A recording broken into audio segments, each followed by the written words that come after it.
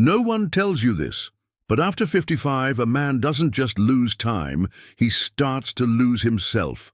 The silence creeps in, skills fade, energy drains, and purpose slips away. But listen closely. This decline is not destiny. It can be stopped. It can be reversed. And here we talk about the battles most men live, but almost no one dares to mention. If this speaks to you, subscribe now, because you should never face this fight alone. No one prepares you for the silence after 55. It doesn't come crashing in like a storm. It doesn't announce itself with noise or drama. It slips in quietly, almost politely, until one day you realize it has taken over your home, your days, your mind. You notice it first in the small things. The empty chair at the dinner table that never seems to get filled. The phone on the counter that used to ring with friends, work, or family, and now sits cold, still, waiting for a call that doesn't come. The clock on the wall ticking louder than it ever did before, as if mocking the slow stretch of hours that you no longer know how to use. And in that silence, something else begins to fade. Skills you carried with pride, the sharpness of your mind, the strength in your hands, the confidence that once guided every decision. They begin to slip, not because you forgot them, not because you are weak, but because silence is corrosive. It eats away at what is not being used. Like a tool left in the shed too long, even steel begins to rust. If you feel this happening to you, let me say this clearly. It is not weakness. It is not laziness. It is not failure. It is human. Every man who crosses this age walks into the same invisible battlefield. Some just don't talk about it. Some keep smiling on the outside while slowly losing ground on the inside. Think about it. For decades, your days had structure.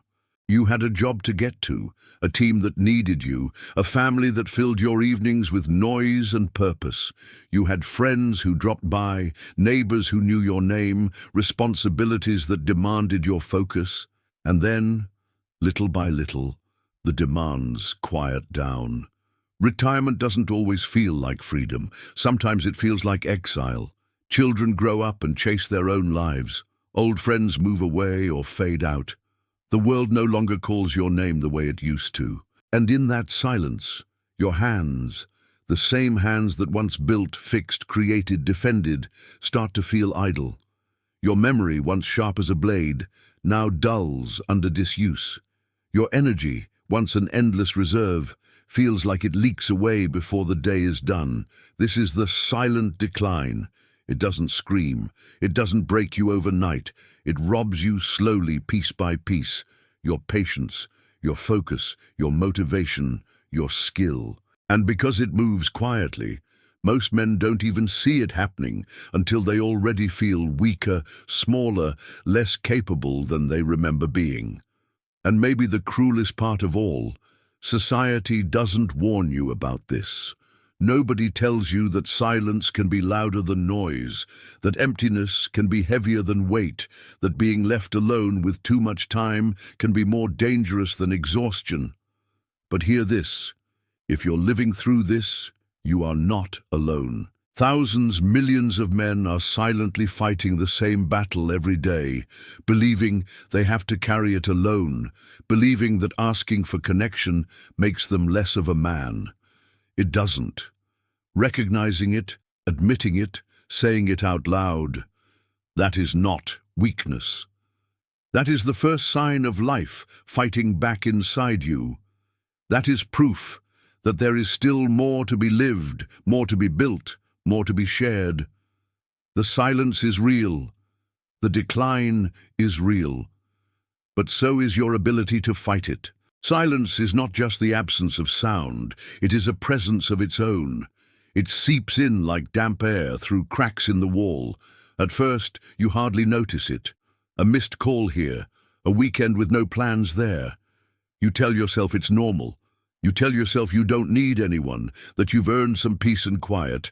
But what feels like peace in the beginning slowly turns into a weight. and that weight begins to press down on your mind, your body, your very sense of self. Loneliness doesn't just make you sad, it changes you, it rewires you. Think of it like rust on a blade. A knife doesn't stop being a knife because it's left unused in a drawer, but leave it long enough, untouched, and the rust will eat away at the edge. The sharper it once was, the more obvious the decay becomes. That's what silence does to a man's skills. No matter how strong you once were, no matter how sharp, isolation dulls everything. You notice it in your energy first. Days feel heavier than they used to. Waking up isn't exciting, it feels like a chore. You move slower, you sit longer, you convince yourself you're just resting, when in truth, you're withdrawing. The body was built for motion, for use, for contact. Without it, joints stiffen, muscles shrink, and even the simple act of walking a few blocks can start to feel like a marathon. Then, it creeps into the mind. You used to be quick with numbers, names, or jokes. Now, you hesitate. You forget little things, or you lose track of time. You feel more irritable, more impatient with yourself, not because you lost intelligence, but because the brain, like the body, needs challenge, stimulation, connection. Silence starves it, and finally, it creeps into the heart. Not just the emotional heart, but the physical one. Studies show that chronic loneliness raises blood pressure, weakens immunity, and even increases the risk of heart disease. Being alone too often isn't just uncomfortable, it is dangerous. It's a slow poison, dripping daily into your system. But here's the cruel trick. Silence disguises itself as rest. You tell yourself you've earned it, that you deserve to take it easy, that you no longer need to push yourself. And while rest is good in small doses, silence in large doses becomes suffocation. It convinces you that shrinking your life is safer than expanding it. It tells you that nobody cares, so why bother? It whispers that your best days are behind you. That whisper, that is the real enemy, because once you believe it, you stop trying. You stop reaching out. You stop practicing the skills that once defined you. And skills unused do not stay frozen in time. They fade. Whether it's fixing something around the house, leading a conversation, playing an instrument, or simply being confident in a room full of people, what you don't practice, you lose. It's not sadness alone, it's decline. The kind you don't notice until you suddenly feel like a stranger in your own body. The kind that makes once simple tasks feel complicated. The kind that convinces you that life is smaller now, that your role is only to sit, watch, and wait. But listen carefully. Decline is not destiny. Silence is not unbeatable. The truth, the good news, is that this creeping loss can be stopped, even reversed. But the first step is brutal honesty. You cannot wait for someone else to pull you out. You cannot wait for the phone to ring, for the knock at the door, for life to magically hand you back your purpose. The silent decline is powerful, but it relies on your inaction. The moment you act, even in the smallest way, the rust begins to break, the silence begins to crack. You do not need to wait for rescue. You can be your own rescue. Here's the truth most men never hear. Decline is not a one-way road. Skills lost can be sharpened again. Energy drained can be refilled. Purpose that feels gone can be rediscovered. But it will not happen by accident. It happens by choice, by action, small and steady, taken in defiance of the silence. The first step is simple. Touch the past to rebuild the present. Think back. What skill once made you proud? Maybe you worked with your hands, maybe you wrote, maybe you fixed engines, played guitar, painted, taught, or built things no one else could. Those abilities are not gone. They are asleep. And the quickest way to wake up the mind is to reawaken what once brought you pride. Start small.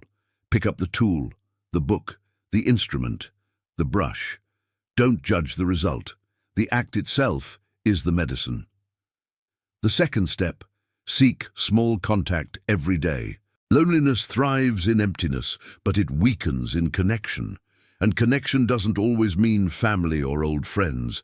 It can be a neighbor you greet, a local club, a group at the library, a class in the community center, even a simple online group of men sharing experiences. One conversation, one handshake, one laugh shared over coffee. These are sparks that push the silence back. The third step, use your body as a bridge. The body is not just muscle and bone. It is memory, energy, and fuel for the mind.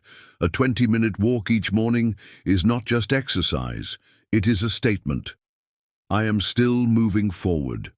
Light exercise, stretching, gardening, even walking to a local shop instead of driving. Each small motion tells your body and brain that you are not fading. And when the body feels alive, the mind follows. The fourth step, reclaim dignity, not by hiding weakness, but by proving resilience.